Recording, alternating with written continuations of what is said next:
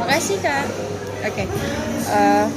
Sebelumnya Kak, perkenalkan kami dari mahasiswa dari Bosoa, Universitas Bosoa, Prodi Psikolog. Terus kita punya tugas akhir mata kuliah biopsikologi itu disuruh wawancara S1 psikolog itu berhubungan dengan mental health yang kemarin dikasih lihat kita. Terus di sini apapun yang bersangkutan di hari ini itu bersifat rahasia juga begitu toh. Sebelumnya saya mau memperkenalkan diri, saya Kia. Saya Dira Kak. Saya diusulkan saya Dewi. Oke. Kalau boleh saya tahu nama tak siapa? Namaku Muhammad Raihan, bisa dipanggil Ian. Oke. Terus kita ini kerjaan tuh sekarang itu apa? Kalau sekarang belum ada kerjaan. Oke. Baik, ini Kak.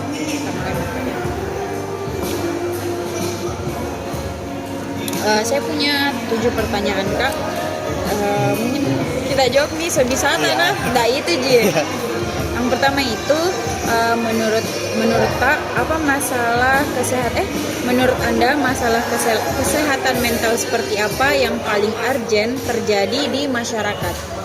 Kalau kesehatan yang urgent sebenarnya kan banyak sekali toh di masyarakat, tapi yang paling umum biasa terjadi itu seperti mungkin lebih ke stres, mungkin lebih dari stres ke depresi, atau kadang orang sekarang itu kalau di masyarakat lebih kenal namanya juga anxiety atau kecemasan. Karena menurutku kenapa itu paling urgent sekarang, karena banyak tuntutan yang perlu dipenuhi oleh individu, misalnya tuntutan dari pertemanan, tuntutan kerja, ataupun tuntutan sosial, sehingga terkadang kalau kita tidak dapat internalisasi keinginannya orang, kadang kita itu merasa stres. Jadi menurutku kesehatan mental yang paling urgent sekarang itu lebih kepada kesehatan mental seperti depresi atau kecemasan maupun juga stres. Namun terkadang orang itu sekarang merasa sulit ketahui bagaimana keadaan kesehatan mentalnya, karena yang pertama itu merasa takut untuk stigma dari orang luar.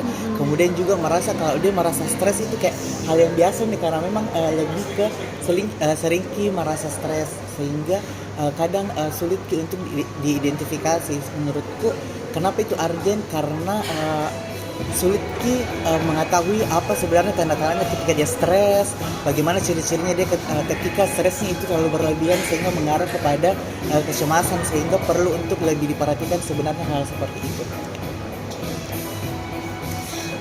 Terus apa saja tantangan utama yang Anda hadapi dalam memberikan edukasi tentang kesehatan mental pada masyarakat?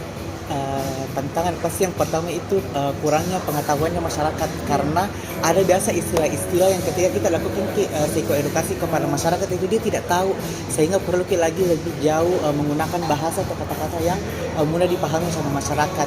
Yang kedua itu kurangnya awareness dari masyarakat, karena ketika kita merasa kayak kesehatan mental itu terganggu, kadang orang sekeliling itu merasa kalau itu sebenarnya bukan hal-hal yang terlalu urgent. Biasa orang bilang kurang ibadahmu itu, perlu kok saja berdoa sama Tuhan, dekatkan diri. Sehingga terkadang kalau kita bahas tentang kesehatan mental kepada masyarakat itu lebih kepada pengetahuannya di masyarakat yang kurang, sehingga kita sebagai sarjana psikologi itu perlu lebih mengatur langkah-langkah yang mudah untuk dipahami masyarakat, seperti menggunakan bahasa yang mudah, kalimat-kalimat yang sebenarnya intinya apa yang kita maksud itu dapat jauh lebih dipahami dengan masyarakat, sehingga tantangan-tantangan yang awalnya itu dapat segera teratasi begitu kalau saya. Terus menurut Tak, bagaimana tingkat pemahaman masyarakat tentang kesehatan mental saat ini? Kalau pemahaman sebenarnya beda-beda toh kalau ketika dibandingkan dengan masyarakat kita sebagai masyarakat perkotaan dengan masyarakat yang ada di pelosok. Karena seperti saya bilang tadi, kalau masyarakat di desa itu kenapa dia pengetahuannya tentang kesehatan mental sangat kurang, karena yang pertama lebih ke pola asuh dari kecil yang kayak jarang jarang dipahami tentang apa sebenarnya itu kesehatan mental. Kemudian juga dari bagaimana mereka teman bersosialisasinya, pasti orang-orang yang seperti tetangga-tetangganya itu jarang melihat tentang teknologi, jadi kurang paham sebenarnya apa itu tentang kesehatan mental.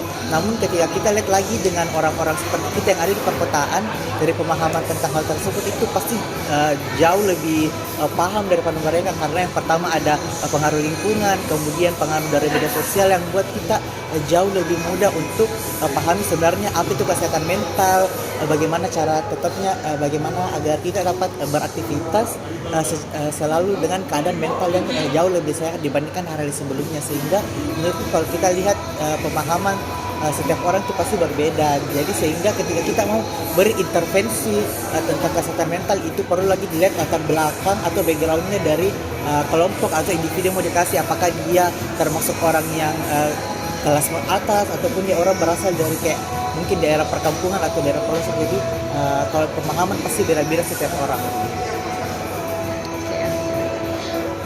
Strategi apa yang paling efektif menurut kita dalam meningkatkan kesadaran dan pemahaman tentang kesehatan mental? Kalau dari strategi pasti kalau psikologi tidak jauh-jauh di namanya psikoedukasi kan. Bagaimana kita berikan pemahaman kepada orang-orang sebagai bentuk untuk bagaimana mereka juga tahu bagaimana caranya menjaga mental itu jauh lebih baik. Kemudian penting dengan pemberian psikoedukasi itu mereka tahu bahwa dengan jiwa yang baik, kesehatan yang baik, bukan hanya fisik tapi juga jiwa itu dapat membantu dirinya jauh lebih produktif atau lebih optimal ketika menjalani pekerjaannya atau kehidupannya sehari-hari. Sehingga menurut tuh kalau kita sebagai anak psikologi khususnya ketika mau lakukan cara atau buat penyebaran informasi terkait kesehatan mental itu lebih ke psikoedukasi atau promosi kesehatan paling sering itu. Selain itu juga perlu juga selalu bukan hanya kita sebagai psikologi saya yang terjun langsung ke lapangan, tapi bisa lakukan kolaborasi dengan ilmu-ilmu kesehatan yang lainnya seperti ada kedokteran, ada keperawatan, kesehatan masyarakat. Sehingga dengan hal tersebut juga bantu kita sebagai psikologi bukan hanya memberikan pemahaman tentang kesehatan jiwa, tapi ada juga bentuk intervensi lainnya dari bidang ilmu yang lain.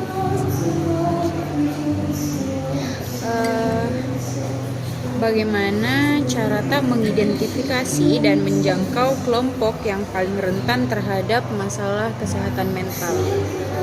Cara menjangkaunya sih lebih ke pertama kalau mau kita tahu sebenarnya apa yang dibutuhkan masyarakat itu pasti yang pertama kita observasi dulu, observasi supaya kita tahu sebenarnya apa yang dibutuhkan masyarakat, apa yang masih kurang.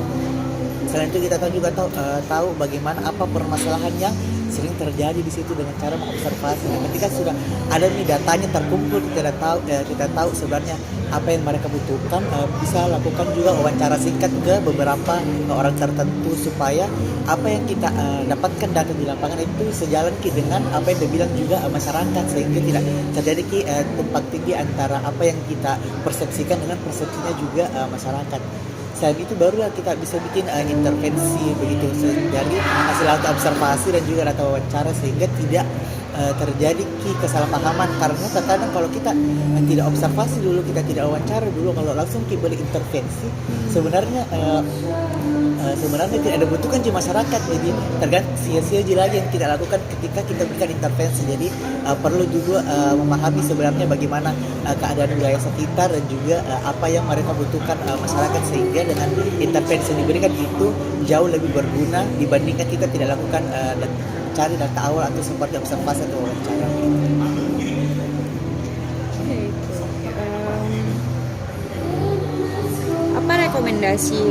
Apa rekomendasi tak untuk mengembangkan model promosi kesehatan mental yang mudah diterapkan di masyarakat?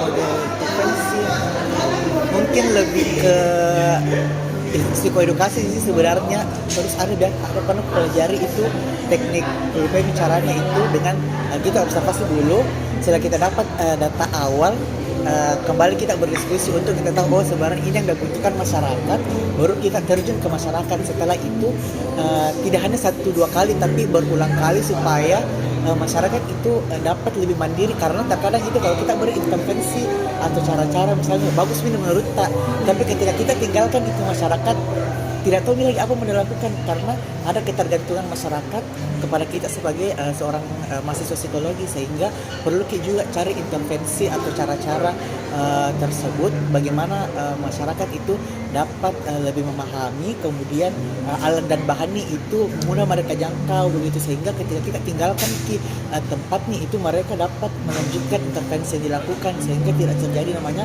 ketergantungan pada kita sebagai orang yang jauh lebih tahu intervensinya begitu.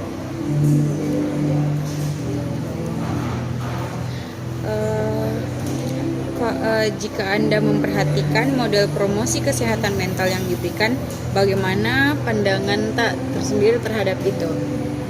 Kalau sejauh ini beberapa promosi kesehatan itu jauh lebih bagus nih, karena yang pertama dari segi ilmu pengetahuan, kemudian juga sumber-sumber literatur yang perlu dipelajari ketika turun ke masyarakat itu jauh lebih banyak dan lebih berkembang dibandingkan sebelumnya, sehingga menurutku sekarang sudah jauh lebih bagus. Tapi kembali lagi kepada orang yang mau dilakukan sasaran promosi kesehatan, apakah mereka dapat paham dengan apa yang kita sampaikan atau tidak, karena meskipun menurut tak materi yang disampaikan itu kepada masyarakat cukup kompleks nih, banyak literatur yang kita pahami dan kita juga sudah perdalam ke ilmu apa yang mau disampaikan ke masyarakat, tapi ketika masyarakat sebenarnya tidak paham apa yang kita sampaikan, sama juga dengan nol itu, karena sehingga perlu untuk memperkuat dari diri kita sendiri, perlu untuk bagaimana kita sampaikan hal-hal tersebut kepada masyarakat yang menggunakan bahasa yang lebih baik, kemudian bahasa yang mereka mungkin lebih pahami begitu, sehingga perlu dimulai dari diri kita dulu, kemudian memahami apa yang sebenarnya dibutuhkan sama masyarakat. Oke. Sebegitu aja pertanyaannya Kak. Terima kasih atas waktu dan kesempatan yang bisa kita kasih ke kita ini. Terima kasih sebelumnya Kak. Terima kasih Kak. Yuk.